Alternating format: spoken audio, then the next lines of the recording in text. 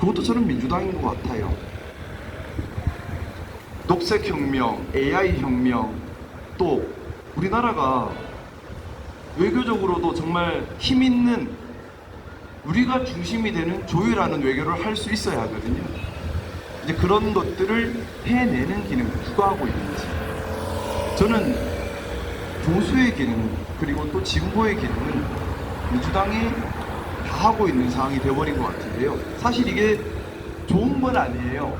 정당들이 각각 자기 목표가 있고 서로 견제하고 해야 하는데, 안타깝게도 우리나라는 그동안 너무 진영 정치에 빠져 있다 보니까 국민의힘도 개혁신당도 본연의 정당 기능을 잃어버린 것 같습니다. 그러다 보니 어쩔 수 없이 민주당이 보수 기능도 다 해야 되고 진보 기능도 다 해야 되는 그런 상황이 되어버렸습니다.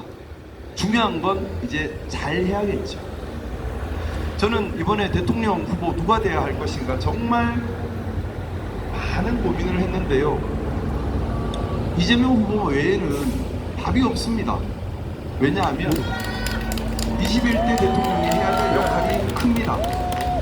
첫 번째 해야 될 역할, 무너진 서민경제, 약화된 기업 경쟁력 회복해야 합니다.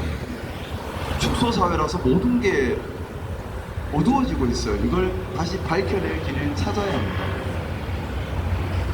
또 연금개혁, 의료개혁, 노동개혁 더 이상 미룰 수도 없는 마지막까지 왔습니다.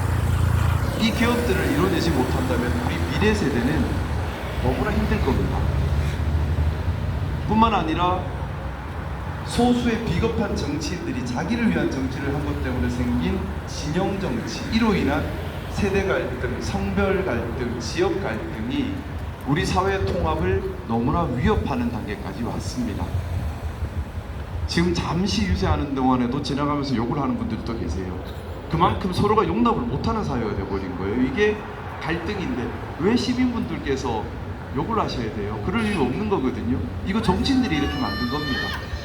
잘못된 정치죠. 또 AI 혁명, 로보틱스 혁명, 녹색 혁명, 이건 우리가 지금까지 살아왔던 세상과 전혀 다른 세상, 전혀 다른 시대 전환을 요구하고 있습니다. 한마디로 일을 잘하고 일을 잘하는 능력과 의지와 경험이 있는 사람만이 대통령이 되어야 하는 겁니다. 뿐만 아니라 민주주의를 지키는데 확고한 의지가 있는 사람이어야만 대통령이 될 수 있는 겁니다. 누구죠? 저는 이재명 후보 말고는 생각이 안 나요. 아무리 여러 차례 검증을 해도.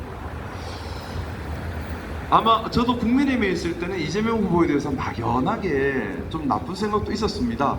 그런데 제가 꼼꼼하게 한번 점검해보고 확인해봤어요. 정말 그런 사람인가? 근데 되게 미안해지더라고요. 물론 일부 범법행위도 있으셨지요. 근데 그 범법행위에 이르게 된 경위를 보면 사회 부정을 바로잡으려고 하다가 생긴 일들, 그런 일들이 많았어요. 또 실제와 다르게 과장되고 왜곡되고 그런 경우도 많았어요. 그리고 솔직히 아닌 말로 그렇게 검찰에서, 정치 검찰에서 본인과 가족과 주변을 정말 몇 년 동안 탈탈 털었잖아요. 그렇게 해서 괜찮을 사람이 있을까요? 일단 저도 그렇게 탈탈 털리면 저도 안 괜찮을 것 같아요. 저도 이제 많이 나오면 정치가 많이 비겁해진 겁니다. 저는 정치가 국민을 위해야 한다라는 생각입니다. 그러면 국민을 위해 어떤 정책을 내고 어떤 실행을 하고 어떤 비전을 가지고 있고 하는 이런 메시지에 우리가 집중을 해야 해요. 그리고 그 메시지에 잘못된 것이 있다면 그 메시지 자체에 대해서 합리적 비판을 하면서 더 나은 대안과 보완책을 찾아가야겠죠. 그게 정치가 국민을 받드는 방법이어야 한다고 생각합니다. 그런데 정치가 비겁해져서요,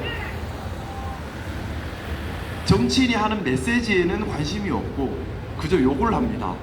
신상털이, 뒷조사, 고소고발, 맞든 틀리든 소문 퍼뜨려버리고 이렇게 해서 그 정치인이라는 사람 자체를 망가뜨려버려요. 그래서 그 사람이 하는 말을 못하게 입을 막아버리는 겁니다. 자, 이게 민주적일까요? 그리고 국민들께 도움이 되는 일일까요? 저는 왜 정치를 그렇게 하는가라는 의문을 가졌는데요.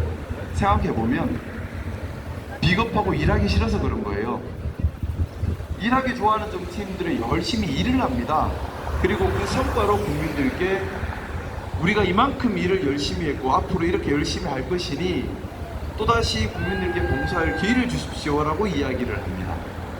그런데 일 안 하는 정치인들은 선거에서 그런 말을 할 게 없죠. 그러니까 쉬운 정치를 하는 거예요. 뭐냐 하면 밖에 적을 만들어요. 밖에 적을 만들려면 제일 좋은 거는 그 나쁜 놈이라고 공격해버리면 됩니다. 그러면 선거 때 되면 이렇게 얘기하죠. 우리가 잘못하고 못하는 건 맞아요. 하지만 저쪽은 나쁜 놈이에요. 그러니까 우리가 못하지만 우리한테 표를 주세요. 그래요. 그게 국민을 위한 정치가 아니죠. 못하면 표를 받아가면 안 되죠. 잘못했으면 벌을 받아야 되고 못하면 선택을 받으면 안 되는 겁니다. 근데 못해도 잘못해도 우리 편이니까 펴주세요. 그래요. 그게 진영 정치입니다. 근데 그 진영 정치를 보면요, 국민이 주인이 아니에요. 국민이 주인이면, 우리가 주인이면 우리한테 잘하는, 또 우리한테 잘하려고 애를 쓰는 거기를 선택하면 됩니다. 거기에 상을 주면 돼요. 보수의 기능, 진보의 기능을 함께 잘 수행하면서 우리에게 잘 하려고 하는, 또 잘할 능력이 있는 거기다 표를 주고 선택하고 잘하니까 잘해라 하면 되는데, 진영 정치에 빠지면 못해도 우리 편 해버립니다. 자, 거긴 국민이 주인이 아니죠. 국민이 진영의 도구가 되어버리는 겁니다. 저는 그래서 우리 송파에 계신 특히 우리 보수를 지지하는 분들께 말씀드리고 싶어요. 진영의 도구가 되지 마시고요. 국민이 주인, 진짜 주인 행세를 해주십시오. 진짜 주인이 되셔야 되는 겁니다. 이 나라의 주인이 우리 국민이지 정치인이 아니지 않습니까? 왜 정치인의 도구가 됩니까? 이재명 후보 했던 여러 유세의 말씀 중에 제가 참 너무 좋다 생각하는 것들이 몇 가지가 있는데, 그 중에 하나가 국민이 주인 되어야 된다. 내가 국민의 도구가 되겠다 말씀을 하시더라고요. 그렇게 돼야 되는 거예요. 또 대통령이니까 대통합을 하겠다 말씀을 하시더라고요. 맞습니다. 그렇게 돼야 되는 거예요. 대통령이 돼서 갈등만 조성하고 누구 뒷조사만 하고 있으면 그게 대통령이에요. 사회통합을 저해야 하는데, 특히 보수의 대통령이 되고 싶다는 사람이 갈등을 일으키면 보수의 가치와도 안 맞는 거예요. 왜? 보수는 통합과 안정을 지향해야 되기 때문에, 품위를 지켜야 되기 때문에. 그래서 제가 감히 그 말씀 드립니다. 소위 보수 진영이라고 하는 곳에 보수가 없어요. 보수 진영이라고 하는 곳에 보수가 없어요. 그럼 뭐가 있느냐? 제가 가까이서 이렇게 보니까요, 두 개가 있어요. 하나는 그냥 일 안 하고 권력 지키고 대접받고 싶어 하는 개인의 욕망. 그 욕망에 국민을 위한 마음이 없어요. 그러다 보니 12월 3일 내란까지 간 것이고, 내란을 했으면 반성을 해야 되잖아요. 반성도 거기에요. 반성을 하는 게 아니라 도리어 그때 진영을 다시 불러옵니다. 그래, 우리 내란 일으켰어. 우리 경제도 엉망으로 했어. 그래도 우리 편이야 하고 진영 결집을 얘기를 해요. 진영 결집을 하기 위해서 뭘 했느냐? 그냥 또 무턱대고 상대방 비방을 하는 겁니다. 무턱대고 상대방 비방을 해서 진영을 다시 결집시킨 다음에 우리 잘못했지만 그래도 우리 편이 이겨야 되지 않아라는 얘기를 해요. 자, 이 말에, 보수 진영의 이 말에 국민을 위함이 없죠. 국민을 위함이 없으면 국민이 선택하면 안 되는 거예요. 국민을 위하는 마음이 있고 국민을 위한 실천을 하려고 하는 그런 정치 집단을 선택하고 힘을 실어줘야 나라가 발전하고 좀 살만해지지 않겠습니까? 저는 정치하는 사람들이 국민을 하늘처럼 무서워하고 정말 주인으로 받들어야 한다고 생각합니다. 그것이 아니라 도구로 알고 함부로 해도 되는 것으로 알고 자신의 욕망을 실현하기 위한 수단으로 한다면 정치 못하게 해야 합니다. 그런 사람들 정치하면 국민을 주인으로 아는 것이 아니라 정말 노예로 아는 거예요. 우리가 주인입니다. 그쵸? 국민이 주인이십니다. 이번 선거는 여러 가지 의미가 있습니다. 우리가 정말 힘들게 피땀 흘려 만든 민주주의가 무너졌는데 이걸 다시 회복하는 선거예요. 내란을 일으켰는데도 정권 연장을 할 수 있게 해준다? 그러면 내란 또 일으켜도 된다는 말인데요. 그건 안 되는 말이잖아요. 반성도 안 했어요. 아직까지 제대로 된. 말로 하는 반성이 아니라 정말 마음으로 진정으로 하는 반성이어야 하는데 그게 없어요. 탄핵에도 반대했잖아요. 도리어 그때 음모론 만들면서 사회 혼란을 부추겼죠. 그게 무슨 보수예요? 그거는 보수가 아니에요. 극우지, 폭력적이고 맹목적이고 권위주의적이고 내 생각만 맞아. 이거 그러면서 한 사람의 왕을 세워서 따르겠다. 윤석열이 왕이 되고 싶어 했잖아요. 그거 독재고 극우예요. 그리고 시장령 내질서도 모르겠고 공정함도 모르겠고 그저 기득권 지켜야 한다. 기득권을 지키기 위해서 뭐든 하겠다. 이거 수구입니다. 그러다 보니 지금 소위 말하는 보수 진영에 남은 건 극우적 모습, 수구적 모습, 그리고 갈라치기 사회 갈등으로 보호받으려는 진영 정치만 남아버린 거예요. 근데 이건 됐어요. 답답해요. 자, 이제 우리 바꿔야 돼요. 바꾸고 싶지 않으세요? 이것 좀? 바꿔야 합니다. 저는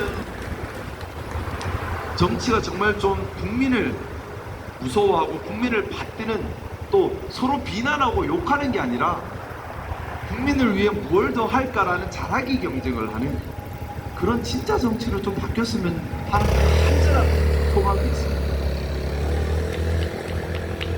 제가 12월 3일 밤에 국회로 들어가면서 제가 이번 탄핵 국면 때 3번 죽을 각오를 했었어요. 12월 3일 밤에 국회로 가면서 오늘 계엄을 해제하지 못하면 내일 시민들께서 거리에 나올 것이고 유혈충들이 생길 수밖에 없다. 시민들이 다치신다. 반드시 계엄을 해제해야만 한다. 그걸 위해서라면 죽더라도 해야 한다는 다짐을 했었습니다. 그리고 또 12월 14일 이번에 탄핵을 못 시키면 전쟁이 날 수도 있다. 또 전쟁이 안 나더라도 극도의 진영 갈등을 일으켜서 준내전 상태가 될 수도 있겠다. 그래서 반드시 탄핵을 시켜야 한다. 어떻게든 시켜야 한다. 라는 결기가 있었고요. 또 2월 달에 광주 5.18 묘역을 참배하면서 정치인들 정말 비겁하다 생각을 했어요. 거기 수천기에 민주화를 위해 희생되신 분들이 계시는데 여중생 희생사진, 남고생 희생사진, 임산부 희생사진도 있어요. 근데 국회의원 죽었다는 소리 한 번도 못 들어봤어요. 원래 국회의원은 헌법 수호 선사하는 사람들입니다. 헌법이 무너질 때 가장 먼저 죽어야 될 사람들이에요. 근데 4.19 혁명 때, 광주항쟁 때, 6월 항쟁 때 국회의원 죽었다는 소리 들어본 적이 없어요. 비겁한 거죠. 비겁한 겁니다. 김상욱 잘한다! 바꿔야 되지 않을까 합니다. 그런 정치를 열어가야 해요. 제가 이재명 후보 너무 지지하고 지금 많이 존경하는데요. 유세 때마다 그런 말씀을 하세요. 비겁한 정치 하지 말자. 국민을 위해서 일하는 정치를 하자 말씀을 하세요. 사회 갈등하지 말자. 사회 통합을 하자 얘기를 하세요. 제가 보수의 기능, 진보의 기능, 기능으로 봐야 합니다 라고 말씀을 많이 드리는데 이재명 후보님도 같은 말씀을 하세요. 보수의 기능, 진보의 기능으로 국민을 받들자. 국민을 받드는 게 중요한 거지 진영 그건 무슨 필요 있느냐? 맞습니다. 진영이 왜 필요해요? 진영은 국민을 도구로 부트립니다.